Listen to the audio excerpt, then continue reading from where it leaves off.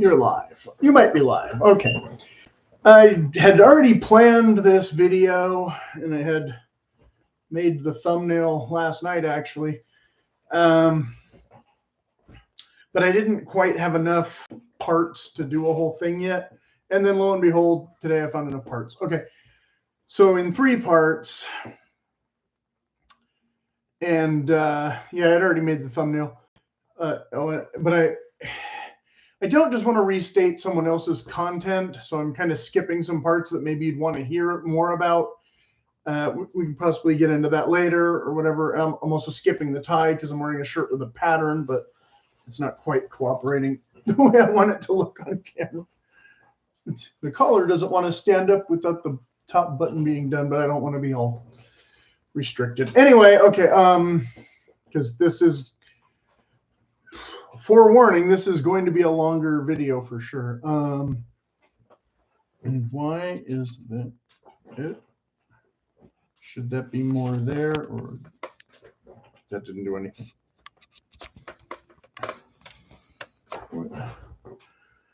Okay, the camera doesn't seem to move that. Anyway, okay, so to begin with, I was just literally working on the middle section, like right before I put on my jacket. The first part of the video, the other guy had done a thing about 4 quadrants to plot your character motivation, and the main reason I jumped in was because I didn't necessarily like his first definition of the term honor, because I was going from Rob Roy, of course, where he says honor is a gift a man gives himself in that particular movie, in which he lives and almost dies by his honor, no matter how much the nobles may insist that he has none for their own external gain and such. Okay, so the 4 quadrants was upper right was like moral gain, you know, kind of an internal struggle. Upper left was like external struggle, like riches, buried treasure, that kind of thing. The lower quadrant was the negative the negative side of it. That, you know, the 2 up at the top were positive and the 2 were negative. So avoiding pain and gaining something positive were the above and below the horizon. And then, like I said, the right being the material and the left being the immaterial. And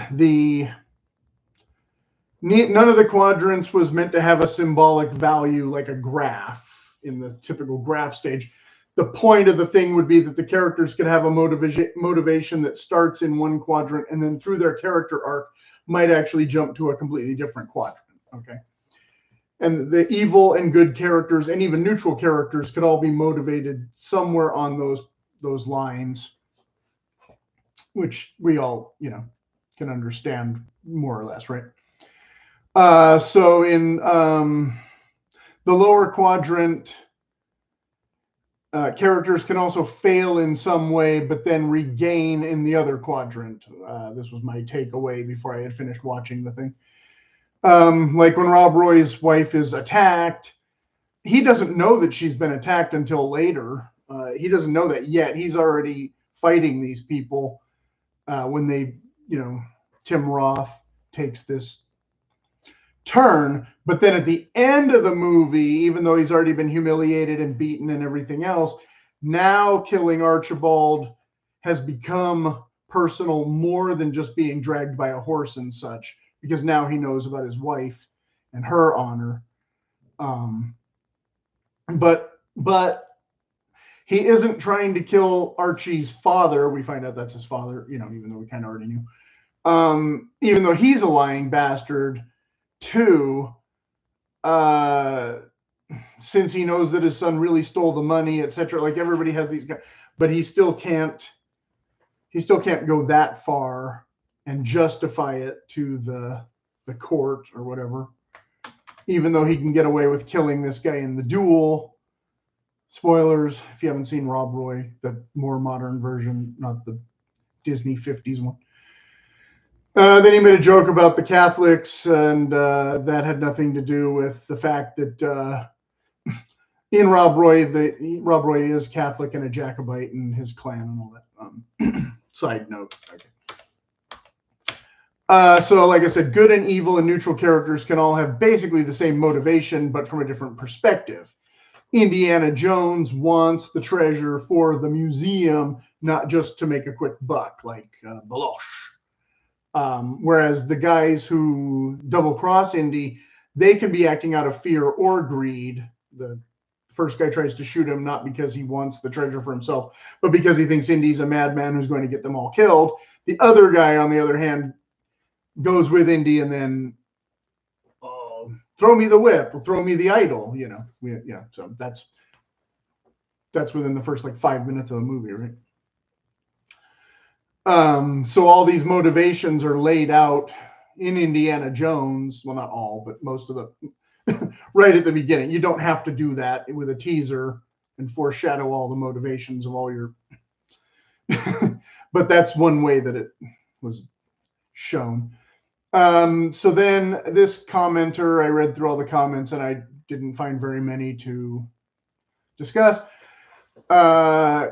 Vicky says, if Hatchet, I guess some book about kind of your standard Friday the 13th kind of thing, I guess, were written today, that kid would be full of positive motivation from the get-go. This is just like Minecraft. I can't wait to build a house.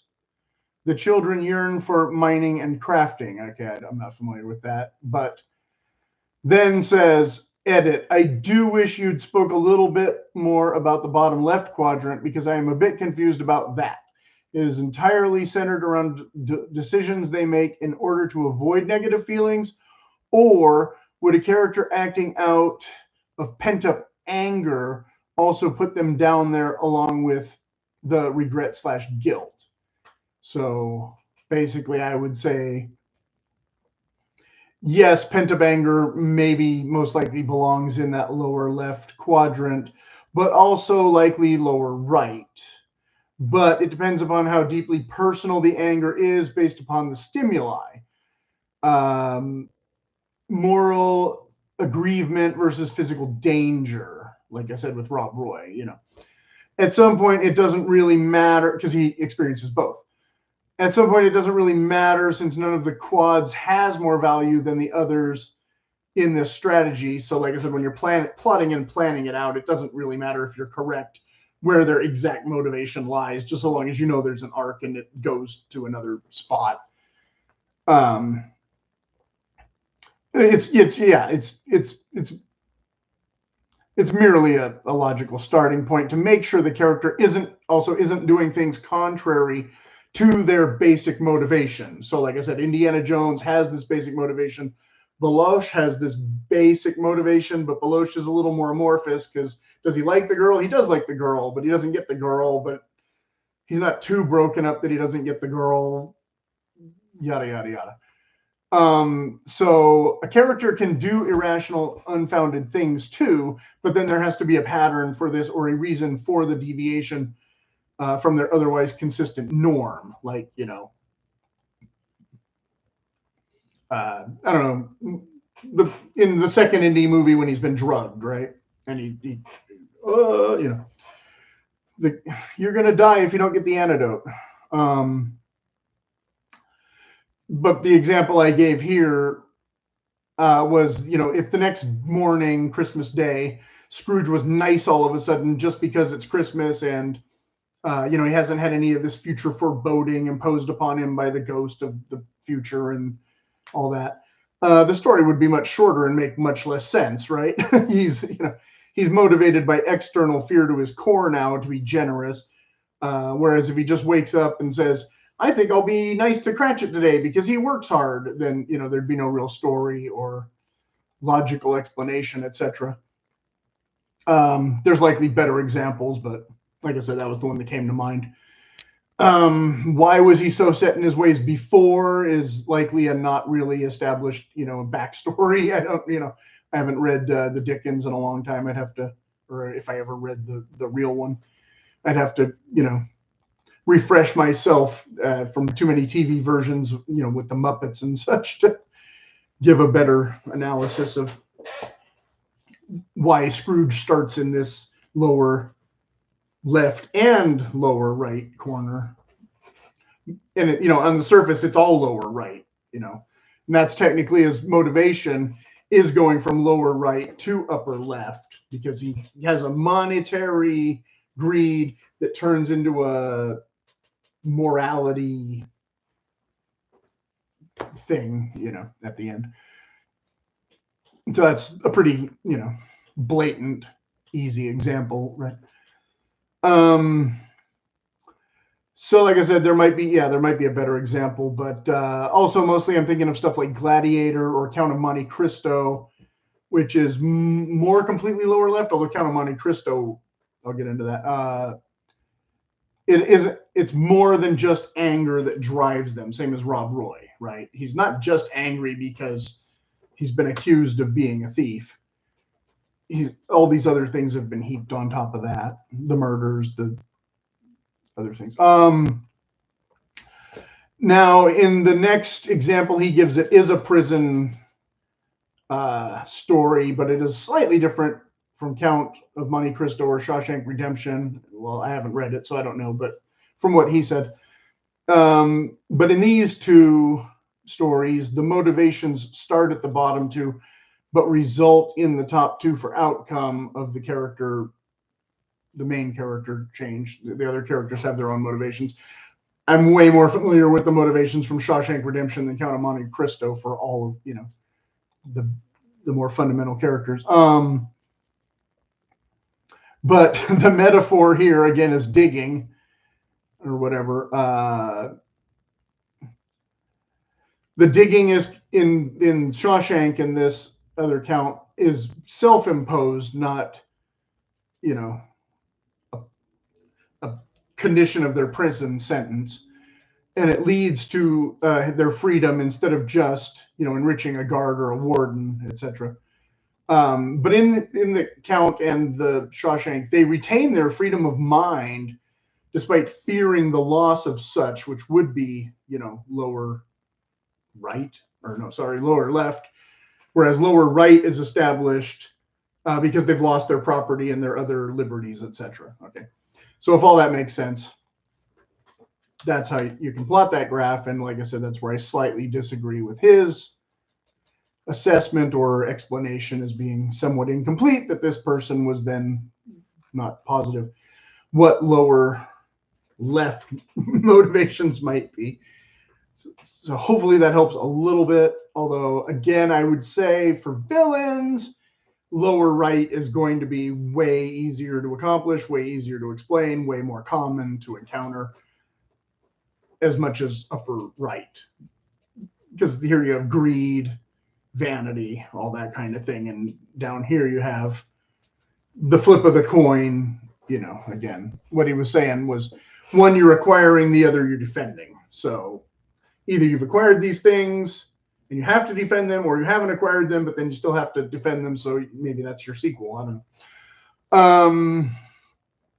So charismatic characters, this is the part 2 that I was just going in, and we are, 14 minutes. Okay, not too bad.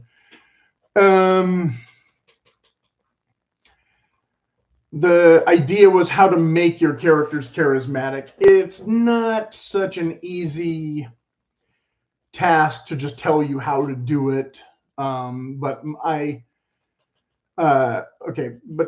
charismatic, the personality and perceived perceptions to make desirable for hero or villain. Again, heroes and villains can have the same motivations. They can also have some of the same attributes or whatever. And so once again, I'm piggybacking on his content without restating all of his content. I have a less formed idea here, but my suggested method is a shortcut. It's just copy traits from historical figures, really. I mean, like, you know, these might not be accurate portrayals, but the Young Guns version of Billy the Kid, you know, there's 2 movies of that. Also, Jesse James is a folk hero. You know, that's been explored. The Brad Pitt movie. Darth Vader, he's historical, right? Then in the hero territory, I think the one that people like to cling to as charismatic is the older versions of James Bond versus, I don't know who. I mean, Superman, I guess, more than Batman-ish, but Batman has his own kind of moody thing going on. And those aren't novels, those are comic books, but they become movies, blah, blah, blah. Anyway. But then there's like false charisma, which can be a trap, I think. And I think some people will eat it up. Like, when I was younger, there was kind of a debate about, and I think I might have mentioned this in a previous video, about whether or not Boba Fett was actually even a good character, you know. But people ascribe charisma to Boba Fett because he's just kind of there. But as I said before, he's actually crappy as a bounty hunter because the first thing Darth Vader has to tell him is no disintegrations. How do you collect a bounty if you've disintegrated somebody? I don't know. But the other one would be maybe some or most of the modern Joker versions. I haven't seen all those films, so I'm not sure where they might fail, but my guess is he's not as charismatic as people give it credit for, if I was to really analyze all of them. And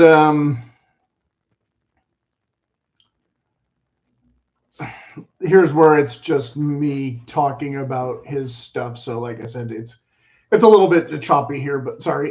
Concise communication is a characteristic of a charismatic character to a degree, but also just an aura maybe that they have, and we'll come back to that. Like I said, mannerisms they can be self-assured. He was kind of saying charisma is self-assuredness and good communication typically. But I think charisma can also be a character who is kind of fumbly and bumbly sometimes, just like Indiana Jones a bit, because he has these humanism, you know, or humanistic traits that you know make them less machine-like, you know, so they're not an Arnold Schwarzenegger, you know, machine, or even the newer James Bond or the Bourne and the Matrix and all that, where they just have these things embedded in them that make them almost all powerful or whatever. And so, and then Star Wars kind of spawned the even worse she-hero Mary Sue types. We'll talk about that again in a minute. So I was actually taken to another tangent, which is like, well, Yoda he's also a puppet with charisma, you know, same as like I was saying the Muppets earlier, right? Some of them. Even if he rubs you the wrong way at first, because he doesn't just bend down and, you know, kiss Luke's behind and start training him any which way Luke chooses, you know. Luke still transcends mere likability, though, and does have actual charisma. That was one of his things, as a character can have no charisma and still be likable, which is a separate direction you can go. Just as the original James Bond, I hope, isn't just a total shallow F-boy. I assume, again, I'd have to go back and rewatch. I never saw all of those as a child. And the ones I did see, I don't remember all that well. I wasn't really grown up on James Bond as much as other things. But again, that's a very common reference. The movies, again, not the books. He might be totally different in the books than he is in the movies, for all I know. So confidence, then, is not just a lack of fear, as he says, either. Bravery, as I talked about in one of the screenplay videos, I think that I've got this from somewhere else, but I agree with it, is acting in spite of fear, you know, most often. Confidence is sometimes, on the other hand, acquired with skill more than just how those guys are born. Oh, I'm just this. A river runs through it, right? Where the Brad Pitt character is cocky more than confident, right? But the other character, but he can back it up most of the time. But the other character, he's smart and he gets tested too, and he's confident in his own way without being so street tough, right? But even going further than that, where that character is borderline nerdy, a nerd character can still be confident about his knowledge, even if he's being bullied by the dumb jock. Yeah, and the dumb jock can still have more charisma in his own way than, but these, in Revenge of the Nerds, to go specifically to that one, the nerds have their own kind of charisma if you think they're funny. If you don't think they're funny, then you're just going to be annoyed by them, I guess. But they definitely know about computers and that kind of thing. So the jock still has this other kind of charisma that the nerd lacks, though, to pick up the chicks and to get the dean on their side or whatever they have to do to take charge in the first part of the movie. Yeah, like I said, see almost every 80s movie ever, basically. I mean, The Karate Kid and I don't know, not so much Breakfast Club, but I talked about that movie a bunch, so I might as well throw it in. So his definition may differ from mine here, that maybe more than slightly. Then he says that the character should have magnetism around their actions, which is what I meant by aura already, sort of. And this all kind of goes to upper left quadrant motivation, to tie it back into part one, for those of you who didn't just skip ahead to this part, which is only 6 minutes long so far, so it's not too bad. Okay, so then right after this, he does mention the Mary Sue now, which I figured he would. This is not a problem of motivation on behalf of the character, committed by the Mary Sue, so much as the author just handing them all the keys to the kingdom unearned. I can't even talk. Unearned and such. Because Mary Sue still basically is going to behave the same way, but for some reason the character or the obstacles just dissolve before them too easily. So they're frustrated just long enough that we become frustrated, that they don't actually suffer more. Does that make sense? If you don't understand this, you probably write crappy characters from watching too many bad movies. My conclusion there. So he says, have them act in a brave way, but this is after he left the confidence tangent behind. So again, he might not be using the same terms in the same definition way I might be for like bravery. He might be using bravery and confidence interchangeably without proper clarification. He keeps his vids shorter than mine, so people may have lingering questions that go unanswered here. But overall, we should already sort of understand these concepts without too much explanation, I guess. Like I said, there's plenty of examples apart from this source material to draw from, but some are still better than others. To me, a charismatic character can't really be an antisocial shut-in, from what he's saying. Is maybe a debate we can have. Again, the nerds versus, I don't know, Ben Gunn or somebody trapped on an island. Is Tom Hanks charismatic in Castaway, or does the volleyball steal the show, right? Coffee talk, discuss amongst yourself, right? I'm not gonna get into that. Okay, so then the questions here that they had left, and I'm gonna go into more of them this time than the other one. Marcor or something. My definition of charisma is the ability to be believed irrespective of the truth or falsehood of what you say. And then Books says, good descriptions, a character who enjoys charismatic success in story but fails to resonate with the reader will be deemed by the reader to be something like a cult leader with gullible followers.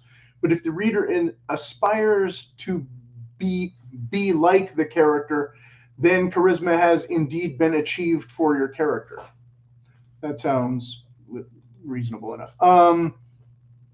Caillou, I suppose you could call. Oh, he goes on about manipulation, how a charismatic character can manipulate other characters, hence the whole cult leader thing. I suppose you could call it manipulation, but I think persuasion works too without the negative connotation. Yes, versus coercion and such. Yeah, there's a distinction that can be made there. How the character uses their charisma. Again, their motivations. What quadrant are they in? Again, are they coming from an overarching good or evil viewpoint? Or maybe they don't even know they're evil. Also, that can be another thing that I think was touched upon but not really discussed. And certainly has been addressed in other people's videos and books, self-help books and things about that character is truly motivated because they're zealots. They think they're on the right path. And yes, he did mention that a bit. Okay. So just to clean that up. Okay, so then Robert says charismatic characters seem to dance between lunacy and lucidity with incredible grace. They don't always contain lunacy. Again, I think that depends on the Batmans and the Jokers more than the Supermans and the Lone Rangers. They also only seem irritated when the pesky hero doesn't die after the first 5 attempts. Die Hard comes to mind. So when he says charismatic characters, he means charismatic villains there. Okay. Clarify that. Then this one, he did this long stupid thing, but the first part is good. Bark. Is that bank or bark? I don't know. It doesn't matter. The Wolf once said, just because you are a character, it doesn't mean you have character. I don't know which wolf that is. It can also be said, just because you have charisma, it doesn't mean you are charisma. But if this is true, it doesn't mean it's meaningful or useful. Quite the opposite, in fact. Sure. Like I said, the rest of that was just garbage, so I left it off. You can debate whether or not the second part of this had any relevant merit either. Okay, then this was a long comment, and I don't know that all of this is useful either, but the mayor of some non-existent place, I guess. What I found is that even if you articulate your point clearly, people will interpret it through their own lens. Well, that's their problem, not yours as the writer. Let's get that out of the way. First and foremost, unless you told your story poorly, most of the people should get the right idea from it. I've had these arguments, as I said in a previous video, in film classes and things, where their takeaway I thought was off base, and I've told them so, and they've made me to a degree question myself since as to whether or not they had a valid point, and usually they do not. Okay. As a result, the message is always distorted. The charismatic leader knows how to phrase their ideas in a way that evokes emotional resonance and motivation in the audience, not necessarily, although that can be effective, yes. Yet they must keep it abstract, allowing people to project their own desires onto the message. Again, not always. The more specific a leader becomes in defining their values, the greater the risk of clashing with their audience's perspectives. Again, depends. Broad abstract messages unite, concrete ones divide, and that's how you begin to lose your charisma in the eyes of the audience. Again, not necessarily. In essence, the less you say, the more followers you gain toward your aim. In a small scale setting, it may not matter as much, but as the goal grows larger and the number of people you need increases, the power of abstraction becomes essential. Each layer of specificity risks alienating more potential supporters. You might not be concerned about that either. Obviously, I think they're thinking of a specific historical figure, and I'm not going to go into that. And I think that they didn't quite analyze that correctly entirely. Okay. Self-interest, it keeps going. Self-interest and personal gain also play a crucial role, but I don't think they're terrible points to mention. That's why I'm still reading it.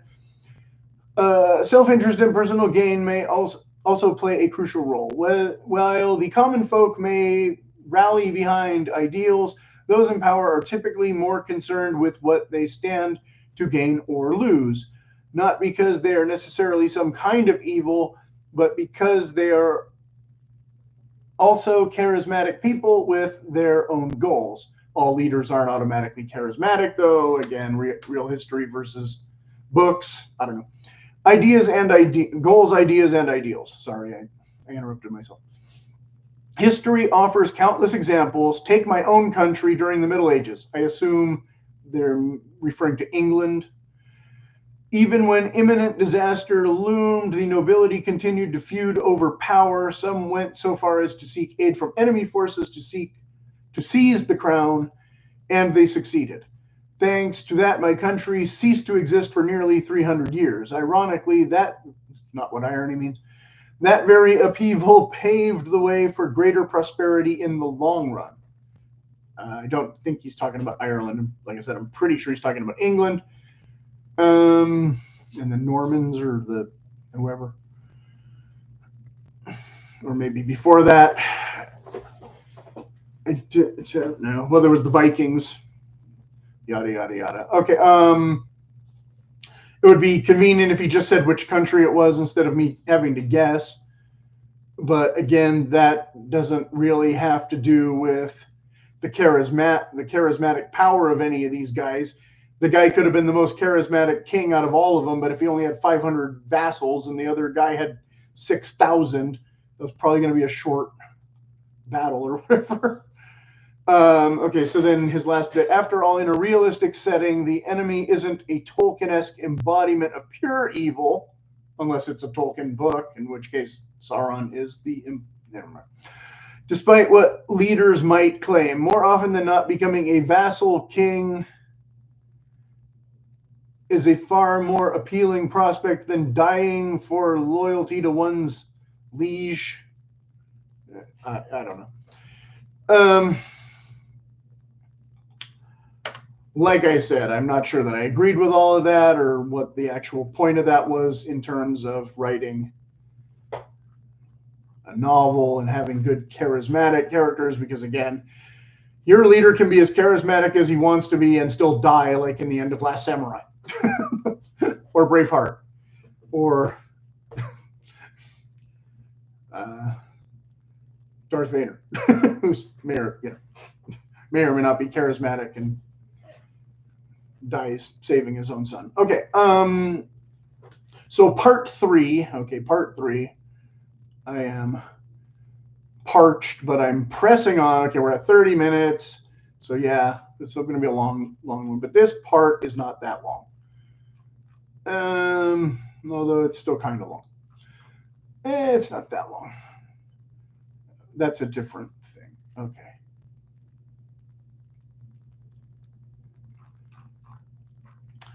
No, this isn't that long. Okay, so hopefully we'll be done in the next 8 or 10 minutes. Okay, so in the next video about the unseen characters, this was a little bit more of an abstract tangent.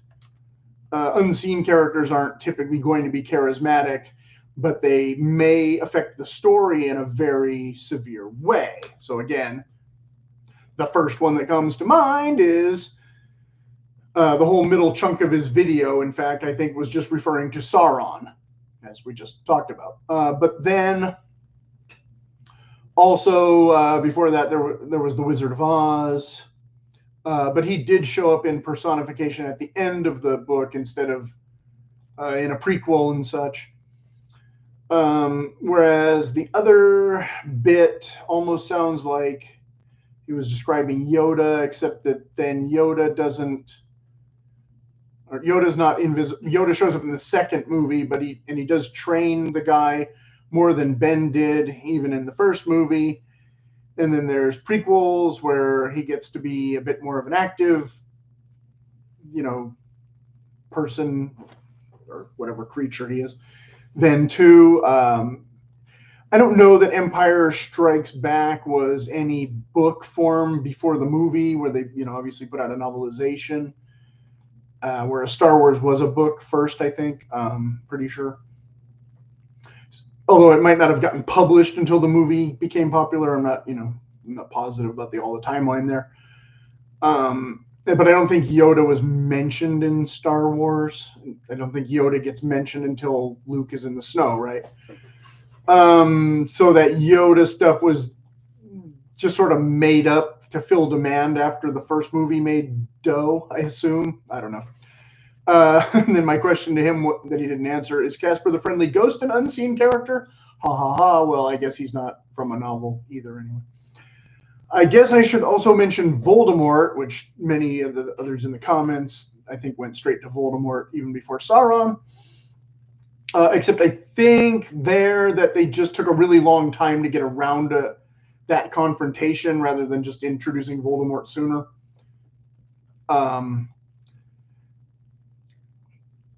They wanted to make it happen more than just the Sauron gets evaporated right as he might be about to do something. So Voldemort and Harry Potter do fight, same as Luke and Vader do kind of fight and da-da-da. And so the Luke and Vader Star Wars thing is kind of odd too, especially Luke having kind of all this baggage. Because Leia has way more interaction with Vader than Luke does for him to have any really strong opinion about Vader, really overall, until Vader kills Ben Kenobi in front of him, and then he's actively shooting in the trenches, at the Death Star. Vader's shooting at him, but he doesn't know that's Vader necessarily, and Vader doesn't even know it's Luke that's that pilot. He just knows that guy is strong with the Force. Luke just sees his friend get blown up, and then he tells Wedge, go and save yourself. And then he gets lucky when Han shows up, and which may or may not have been Han's plan all along. Luke grew up in a mostly stable family. He just finds farming boring because that's in his genes or whatever, his midichlorians. So we don't really see him running around the desert wondering why he doesn't know his real dad and all that stuff. That wasn't my takeaway from Star Wars anyway. And so this whole father-son struggle, again, kind of like the Yoda thing, it's kind of it was there, but it wasn't there. The idea for a sequel was clearly left open when we see Vader flying away, but what that was going to turn into with Leia now not being Luke's love interest and blah, blah, blah. Okay, so now I'm shaggy dogging a little bit stuff that I didn't, comment before. But again, Vader's a totally seen character at this point. The Emperor at that point is still the unseen character. And then in Return of the Jedi, the Emperor gets introduced. And now he's the unseen character that's become a seen character. Same as Voldemort, same as the Wizard of Oz. Almost the same as Sauron. So then Buffy fan says, Voldemort and the shark in Jaws are prime examples. The buildup is almost better or lasts even once you see Voldemort and the shark because of said buildup. Totally unseen characters like Big Brother from 1984 work the same way, with the difference being they're never seen as opposed to rarely seen. Well, and then in the video he had talked about, is Big Brother a real character or a contrivance? In which case, that would make Big Brother different than Sauron because it's government propaganda, not an actual evil bad guy who's undead. Okay, whatever. So my response to them was, on a more surface level, the shark was supposed to get more screen time, but the electronic dummy wouldn't work. But that played as well, that played well as a horror movie. And I made a video about Jaws last year, more from a screenwriting perspective. This year being the anniversary, yay, we get it in here. Okay.